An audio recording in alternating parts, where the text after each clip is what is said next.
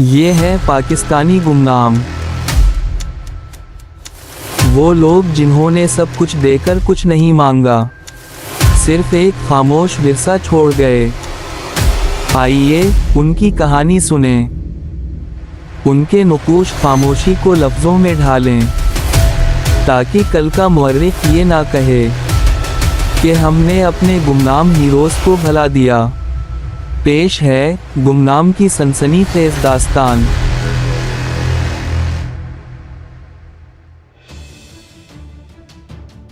इन्हें अचानक ही रुकना पड़ा था, और जैसे ही वो लोग रुके, सामने खड़ी गाड़ी के पीछे से नकाब पोश बरामद हुए और इनकी गाड़ी पर अंधाधुंध फायरिंग शुरू कर दी।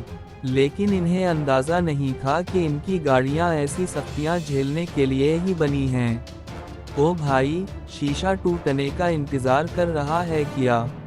निकल चल इन्हें रगड़ता हुआ, वरना इन्होंने हम पर चढ़ दौड़ना है। वो ड्राइवर का कंधा हिलाते हुए बोला, तो उसने एक मर्तबा फिर से रेस पर दबाव बढ़ाया। गाड़ी किसी बेलगाम घोड़े की तरह उछली और बर्क रफ्तारी से सामने खड़ी गाड़ी से जा टकराई। एक धमाका सा हुआ और इनकी गाड़ी सामने मौजूद गाड़ी को घसीटते हुए थोड़ा आगे बढ़ी और फिर एक तरफ को कट मारते हुए मेन सड़क पर दोबारा आ गई। पीछे मौजूद दहशतगर्दों के गुमान में भी इनका ये अक़दाम नहीं था, इसीलिए वो बदहवास हो गए थे। अगला मोड़ मुड़ते ही गाड़ी रोकना, मुझे नीचे उतरना है, वो ड्राइवर को हिदायत जारी करते हुए बोला। सर, लेकिन हमारे पीछे हमारी दूसरी गाड़ी भी आ रही है, ड्राइवर बेचैनी से बोला। बरादो 1, अगले मोड़ पर तुमने उतरना है, मैं वहीं मौजूद हूँगा, वो वायरलेस में हिदायत जारी करते हुए बोला। और जैसे ही मोड़ आया, उसने फौरन गाड़ी की रफ्तार कम करवाते हुए बाहर की जानिब छलांग लगा दी।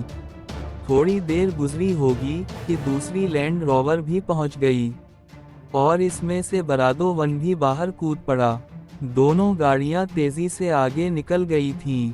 क्या प्लान है बरादर? बरादो 1 उसे देखते हुए बोला। इंतज़ार, जैसे ही वो लोग यहाँ से गुजरेंगे, बस हमने फायर खोलना है, वो खतरनाक से लहजे में बोला। और फिर थोड़ी देर में वही डबल कैबिन तेजी से मोड़ मुड़ते हुए उन तक आ पहुंची। लेकिन जितनी देर में वो लोग समझते, इनकी बंदूकों से निकलने वाली गोलियों ने गाड़ी और उसमें बैठे हुए दहशतगर्दों के जिस्म छलनी कर दिए। गाड़ी डगमगाती हुई पहले सड़क से उतरी और फिर दरियाए कन्हार में जा गिरी। खस कम जहां पाक, वो दोनों सड़क किनारे खड़े नीचे पानी में गिरती हुई गाड़ी को देख रहे थे। क्या पोजीशन है अल्फा 2? इसने गाड़ी में मौजूद ड्राइवर से दरियाफ्त किया। सर, हम अंडर अटैक आ गए हैं, कौर चाहिए? इसे अल्फा 2 की परेशान सी आवाज़ सुनाई दी। बरादो 3, तुम कहाँ हो? वो झुंझलाए हुए लहजे में बोला। सर, मैं ड्रोन पर हूँ, जहाँ आप अभी मौजूद हैं। स्नाइपर वहाँ ऊपर पहाड़ पर मौजूद हैं और वहीं से हमारी गाड़ियों को निशाना बना रहे हैं। इसे बरादो 3 की मिस्कीन सी आवाज़ सुनाई दी। ओके, मैं कुछ करता हूँ। अल्फा बरादो 3 को तसल्ली देते हुए बरादो 1 को इशारा किया, तो वो इसकी बात का मतलब समझते हुए एक तरफ बनी पगडंडी से पहाड़ की जानिब बढ़ गया। वो खुद भी दूसरे रास्ते से होते हुए पहाड़ पर चढ़ने लगा। कुछ ही वक्त लगा था ऊपर पहुंचने में, और उसने देख लिया था कि बरादो 1 स्नाइपर की नज़रों में आ चुका है और इसीलिए अब गोलियों का रुख उसकी जानिब हो चुका था। अल्फा 2, तुम लोग फिलहाल महफूज हो, फौरन निकलने की करो, मैं यहाँ का बंदोबस्त करते हुए तुम्हें मीटिंग पॉइंट पर मिलूंगा। वो अल्फा 2 को तंबीह करते हुए अपनी रफ्तार में तेज़ी पैदा कर ली। ये तो अच्छी बात थी कि हमला आवर अभी तक इसकी मौजूदगी से यकसर बेखबर थे। एक महफूज जगह देखते ही वो फौरन लेट गया और प्रोन पोजीशन, वो पोजीशन जिसमें आप लेटकर निशाना बांधते हैं, इसमें आते ही उसने अपनी गन को सिंगल शॉट पर सेट किया। स्कोप में देखते हुए अल्फा ने टारगेट तलाश करना शुरू कर दिया। और जल्द ही उसकी तेज नजरों ने एक हमला आवर को तार लिया। वो एक पत्थर की ओट में बैठा ताक ताक कर निशाने लगा रहा था। एल्फा ने मुस्कुराते हुए गन को पत्थर पर जमाया, सांस अंदर खींचकर रोकी और एक आंख बंद करते हुए दूसरे आंख स्कोप पर फोकस कर दी। चूंकि हवा मशरिक से मगरिब की जानिब चल रही थी और इसके पास हवा नापने का वक्त बिल्कुल भी नहीं था, उसीलिए उसने अंदाज़ा लगाते हुए हमला आवर के सर से थोड़ी बाएं जानिब डिफ्लेक्शन लगाई और फायर दाग दिया। कोई आधे फरलांग का फासिला होगा, लेकिन इसकी हिकमत अमली कारगर साबित हुई। हमला आवर के सर से खून का छींटा उड़ता उसे साफ नजर आया और वो वहीं ढह गया। इसने फौरन ही दूसरे टारगेट की तलाश में गन को घुमाना शुरू कर दिया और वो भी उसकी नज़रों में आ गया। वो फौरन ही गन को सेट करने लगा था कि बरादो वन उसके निशाने पर आ गया और वो अभी फायर करने ही वाला था कि एल्फा ने बगैर निशाना लगाए उसकी जानिब फायर झोंक डाला। ये इसलिए किया गया था क्योंकि इसके पास वक्त बिल्कुल भी नहीं था और अगर एल्फा थोड़ा भी लेट हो जाता तो ये हमला आवर बरादो वन के लिए खतरनाक साबित हो सकता था। बरादो वन, अंधाधुंध मत भागो, अभी अगर मैं ना होता तो तुम्हारा भी एंड हो जाना था। अब तुम्हारी वजह से मैं भी इनकी नज़रों में आ गया हूँ। वो चिढ़ते हुए बोला तो बरादो वन जहाँ था वहीं बैठ गया। वो थोड़ी देर वहीं बैठा रहा और फिर एहतियात से उठते हुए बराओ वन की जानिब बढ़ गया। अचानक एल्फा 2 की कराहती हुई आवाज़ सुनाई दी, सर हम फिर से अंडर अटैक आ गए हैं। गाड़ी के नीचे ब्लास्ट हुआ है और हमारी गाड़ी उलट चुकी है। ये सुनकर एल्फा के औसान खता हो गए। सर, उनकी गाड़ी यहाँ पहुँच चुकी है। उसे बस यही आवाज़ वायरलेस में सुनाई दी और फिर राब्ता मुनक़ता हो गया। वो तीर की सी तेज़ी से पहाड़ की चोटी की जानिब भागा तो बरादो वन ने भी उसकी तकलीद की। जैसे ही वो ऊपर टॉप पर पहुंचा, सामने ही नीचे की जानिब उसे अगली लैंड रोवर उल्टी हुई नजर आई और कुछ लोग जो कि यकीनन दहशतगर्द ही थे, उसके दरवाजे से जोर आजमाई करते हुए नजर आए और फिर एक धमाके से इन्होंने गाड़ी का दरवाज़ा उड़ा डाला। शायद कोई हल्की नौयत का बम इस्तेमाल किया गया था। एल्फा की नज़रों के सामने ही इन्होंने रवि पर शाद को खींचते हुए गाड़ी से बाहर निकाला और उसे पास खड़ी अपनी गाड़ी में मुंतकिल करने लगे। बाकी के अफराद जो यकीनन उसकी टीम का खात्मा चाहते थे, इन्होंने फायरिंग पोजीशन ले ली थी। एल्फा को कुछ और समझ ना आया तो उसने अपनी गन को बर्स्ट मोड पर सेट करते हुए अपनी ही गाड़ी की जानिब फायर खोल दिया। फिजा तड़तड़ की आवाज़ से गूंज उठी और दहशतगर्द अपनी कार्रवाई मुअत्तल करते हुए अपनी गाड़ी की जानिब दौड़ पड़े। जब तक वो बरादो वन के साथ नीचे पहुंचा, वो लोग रवि पर शाद को लेकर वहां से रफू चक्कर हो चुके थे। निकल गया साला, लगता है अब मुश्किल से ही हाथ आना है उसने। बरादो वन इसके पास पहुंचते हुए अफसोस भरे लहजे में बोला, इतनी आसानी से हाथ आया माल जाने नहीं दे सकता। एल्फा अजीब से लहजे में बोला और एक जानिब चल पड़ा। क्या करना चाह रहे हो तुम? बरादो वन ने उसे बाजू से पकड़ते हुए रोकना चाहा। एल्फा बोला, नहीं छोड़ूंगा उसे, गाड़ी में बैठो, हम इसके पीछे जाते हैं। बरादो वन ने उसे रोकना चाहा तो वो पास खड़ी दूसरी गाड़ी में बैठ गया तो उसके साथ बरादो वन भी बैठ गया और गाड़ी आगे बढ़ गई। बरादो वन के लहजे में परेशानी वाज़ेह थी। एल्फा चट्टानी लहजे में बोला, घसीट कर लाऊंगा उसे वापस, ये मेरा तुमसे वादा है। और एक जगह गाड़ी रुकवा दी जहां दरिया का पाट थोड़ा कम था। अब क्या हुआ है? बरादो वन शायद समझ नहीं पाया था कि क्या करना चाहता है। तुम लोग आरंदू पहुंचो, मैं तुम्हें वहीं मिल जाऊंगा। एल्फा बरादो वन को तलकीन करते हुए नीचे उतर गया और दरिया की जानिब बढ़ गया।